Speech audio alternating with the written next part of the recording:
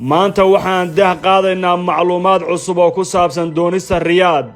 ee bixinta malaayiin dollar oo ay dhaqaale ku siinayaan musharaxiin ay u arkaan inay la jaan qaadi karaan siyaasadooda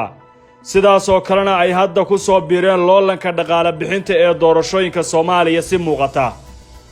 macluumaad aan ka helnay dhinacyo xagga diblomaasiyadda oo aad ula socda arrimaha doorashooyinka Soomaaliya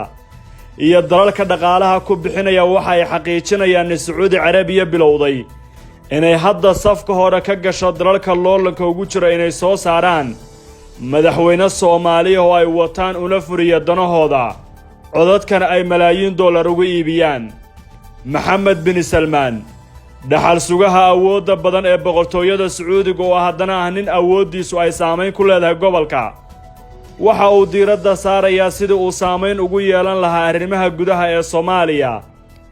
dhaqaale ayaa la siinayaa shakhsiyaad ay Sacuudigu u arkayaan inay xambaari karaan fikradahooda isbedelay Riyaad muddo dheer ayay taageero u siinaysay kooxaha Salafiyiinta ee Soomaaliya ku sugan qaarkood laakiin dhaqaalahaas waxa uu ku koobnaa xagga fidinta fikradaha ay la dhacsan tahay boqortooyadu sidaas oo kalena waxay bixin jirtay kabin miisaaniyadda dawladda iyo sooriyada madaxda dawladda federaalka marka ay booqato halkaas oo ku koobnayd mid labada dhinac ah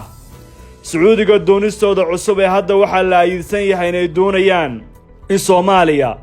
oo muhiimad weyn ugu fadhida isbedelada gacanka cadmeed khaliijka iyo geeska Afrikaba ay doonayso inay saameyn ugu yeelato musharaxiinta tartamaya si ay danahooda u fuliyaan waqtigan xasaasiga ah musharaxiin u ordaya xilka madaxweynenimada qaarkood ayay Sacuudigu doonayaan inay ku yeeshaan saameyn dhaqaale waxaana qorshaha kala shaqeynaya xubno ka tirsan dawladda federaalka iyo xubno horey xilal uga soo hayay oo ay ku jiraan saraakiil sirdoon xubnahaasi qayb ka mid ah waxa ay toddobaad ka hor Nairobi kula kulmeen safiirka boqortooyada Sacuudi Carabiya u jooga Kenya oo ay ka wada hadleen taabagelinta qorshahaasi waxa ku jira in casuumaad loo fidiyo xubno ka mid ah musharaxiinta iyo waliba dad saameyn ku leh arrimaha gudaha ee Soomaaliya bilowgii qorshaha ra'iisul wasaare Maxamed Xuseen Rooble oo ah howlfuliyaha howlaha doorashooyinka ayaa gaaray Sacuudi Carabiya maalmo ka hor booqasho ay dawladdu ku sheegtay inay tahay cumro haddana ila wargala waxay xaqiijinayaan inay qayb ka tahay qorshaha Sacuudiga ee ku wajahan doorashooyinka Soomaaliya Rooble oo ay kaga horeeyeen Sacuudiga xubno ka tirsan dadka cilaaqaadka dawladda Riyaad ayaa qayb ka noqonaya fulinta qorshaha cusub waxa uu heli doonaa dhaqaale xooggan oo uu ku maamulo howlaha doorashooyinka hadda loo madlan yahay qaybta uu ka fulin karo Mr. Rooble qorshaha ayaa ah in la soo saaro xubno ka tirsan guddiga doorashooyinka heer federaal ilaa heer dawlad goboleed xubnahaas ayay doonayaan Sacuudigu inay kala shaqeeyaan soo saaridda xildhibaano diyaarsan xogaha la helayo waxay tilmaamayaan in Sacuudigu ay doonayaan inay qorshahooda ka bilaabaan in la soo saaro xildhibaano fikir ahaan u aaminsan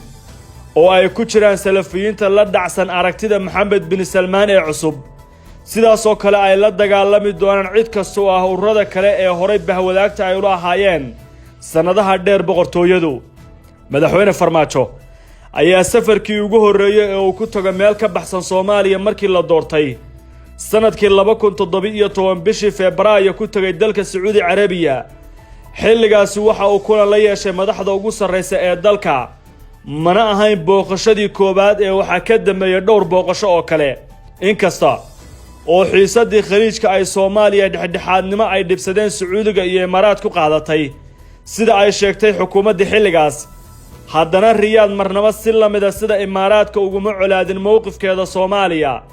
taasoo ka dhigaysa in Sacuudigu ka siyaasad xooganaayeen Abu Dhabi dhaqaalahaan Sacuudigu waxa ay taageero siisay dawladda federaalka afartii sano ee weydaaratay iyadoo oo waliba la xaqiijiyay inuusan wanaagsaneyn xiriirka xagga diblomaasiyadda ah haddana Soomaaliya ayaa Sacuudiga ku taageertay arrimo badan oo ay ka mid yihiin dagaalka Xuutiyiinta iyo Sacuudiga ka dhaxeeya mowqifka Sacuudiga ee dhaqaale ku bixinta doorashooyinka iyo ku soo biiridda wadamada dhaqaalaha ku bixinaya gudaha Soomaaliya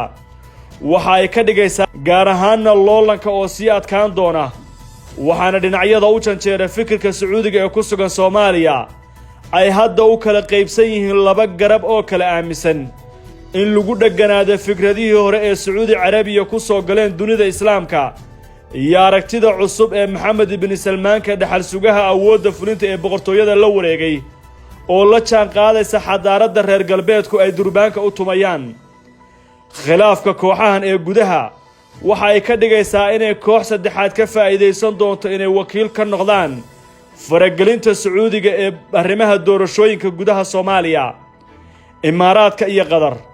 waxa ay horay ugu loolamayeen doorashooyinka Soomaaliya iyo cidda markasta ay kala taageeraan ayadoo laba doorasho oo la soo dhaafay imaaraadku ay waxba ka keeni waayeen natiijada haddana doorashadii 2017 ayay kala kulmeen jab xooggan oo dhaawacay xataa in cilaaqaadkooda Soomaaliya uu gaaro halkii ugu hooseysay waxaana imaaraadku hadda ay dadaal iyo juhdiga ugu badan ku bixin doonaan in mar kale ay yeeshaan saameyn xooggan oo ku wajahan doorashada loo madleeyahay marka la dhaafo bisha Juun ee sanadkan ma jeceshahay inaad barato quraanka kariimka ah iyo culumta shareecada ugu kaalay markaska Nuurayn online oo baro adigoo gurigaaga jooga quraanka higaada iyo culumta kale islaamka wixii faahfaahin kala xiriir nambarada shaashada kaaga muuqda